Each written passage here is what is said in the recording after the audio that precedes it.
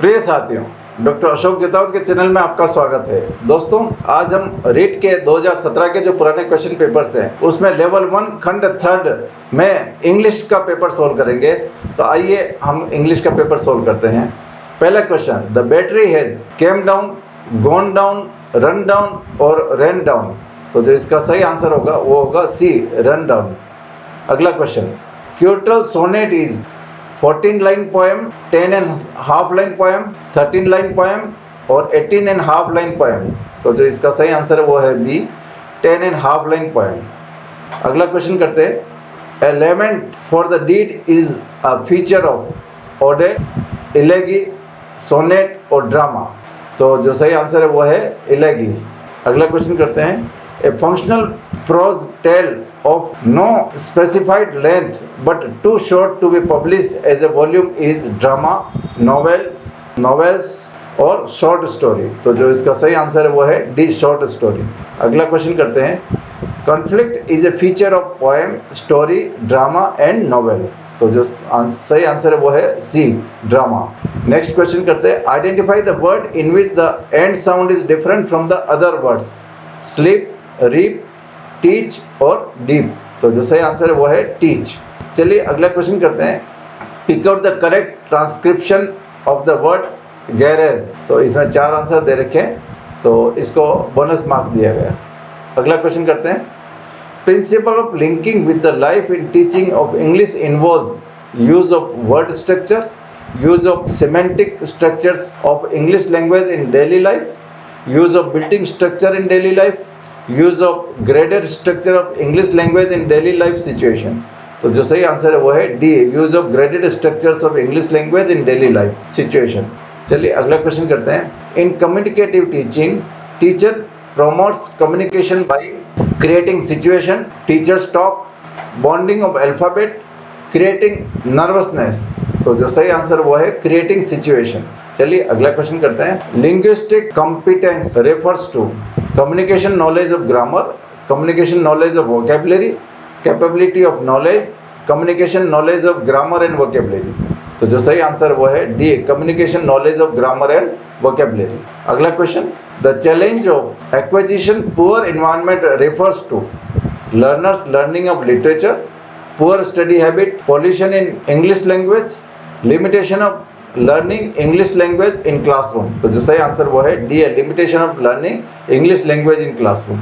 अगला क्वेश्चन करते हैं, one of the main barriers to listening skill is time and dime, barricades of class, learners prejudice और uncased year. तो जो सही आंसर है वो सी है, लर्नर्स प्रिजुडाइस। अगला क्वेश्चन करते हैं, remedial language teaching is meant for development of particular skill left by regular teaching, area left by regular teaching, limitation of class size और बोथ ए एंड बी। तो जो सही आंसर है वो है डी, है बोथ ए एंड बी।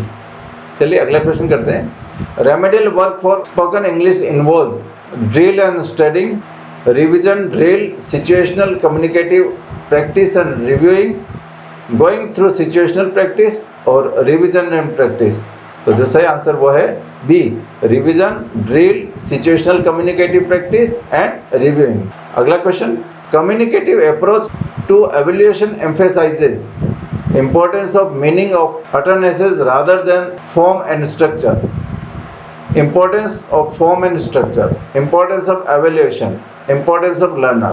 तो जो सही आंसर है वो है importance of meaning of utterance rather than form and structure। अगला क्वेश्चन करते हैं, the integral approach of language testing involves testing of primary language, secondary language, third language और लैंग्वेज इन कॉन्टेक्स्ट।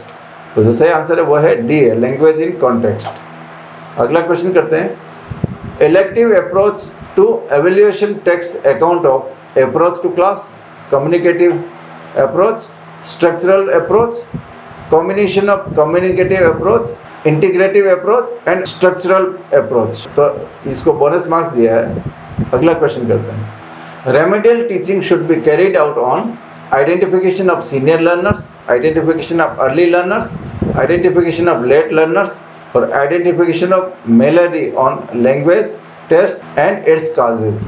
तो जो सही आंसर है वो है D, identification of malady on language test and its causes। अगला question, during preparation of test paper teacher takes care of item development according to nominated evaluator, instruction objectives, number of copies to be distributed और seating arrangement. तो जो सही answer है वो B है, instruction objectives. अगला question, in remedial teaching concentration on trouble spot is best done by arranging intensive practice, arranging medicine, arranging trouble और arranging bubble spot। तो जो सही आंसर है वो ए है, arranging intensive practice। अगला क्वेश्चन, इसमें एक पैराग्राफ दे रखा है और उसके बेसिस पे कुछ क्वेश्चंस दे रखे हैं। तो पहले मैं पैराग्राफ को पढ़ लेता हूँ। Patriotism or love for one's country is one of the noblest sentiments of man. It is love that comes from one's gratefulness to the land where one is born, the country that provides everything that makes life worth living: food, clothing and shelter, families, friends and the way of life of its people.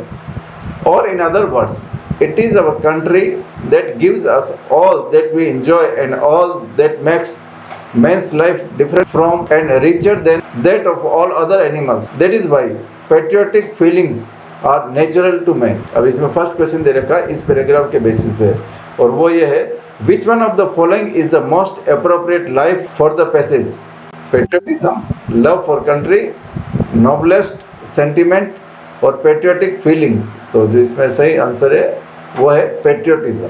अगला question वही paragraph है, in the above paragraph in other words indicates emphasis, reformulation, sequence और addition. तो जो सही answer है वो है रिफॉर्मुलेशन।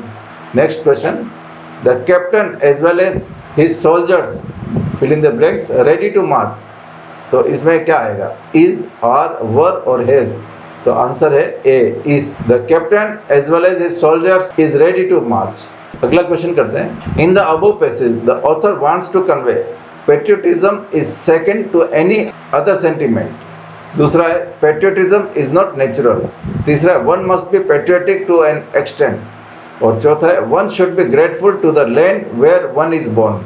तो सही आंसर है वो डी है, one should be grateful to the land where one is born. Next question, people who buy stocks are not different from the people who bet on horse racing. They both risk their money with little chance of making a big profit. The above line contains the fallacy of hasty generalization, the fallacy of false analogy, the fallacy of composition और the fallacy of equivocation। तो जो सही answer है वो है B, the fallacy of false analogy। अगला question करते हैं, what two words are typically used in the construction of a smile? For, against, with or as, like or as, while or during। तो जो सही answer है वो है सी, like or as। Next question करते हैं, which of the following lines contains an example of assonance? पहला है, the slit stripped her sneakers, the angry dog barked loudly, the clown caught the kid before he fell, this is how the word goes। तो इसमें सही answer है वो है A, the slit stricked her sneakers. Next question करते हैं, what device is present in the line the wind whistled a high and lonesome tune? Irony, personification, metaphor और alliteration. तो जिसका सही आंसर है वो है B, personification. Next question, the sentence the lazy lizard longed near the lake is an example of metaphor, alliteration, hyperbole और paradox। तो जो सही आंसर है वो है बी है, alliteration। और इस खंड का जो अंतिम क्वेश्चन है वो है, he said fill in the blanks reconsider his decision, may, might, can और could। तो इसमें जो सही आंसर आएगा वो है he said he might reconsider his decision। B वाला आंसर सही है। थैंक यू, बहुत बहुत धन्यवाद। इसके जो दूसरे क्वेश्चन है वो हम अगले वीडियो में आपको बताएंगे। थैंक यू, जय हिंद, जय भारत।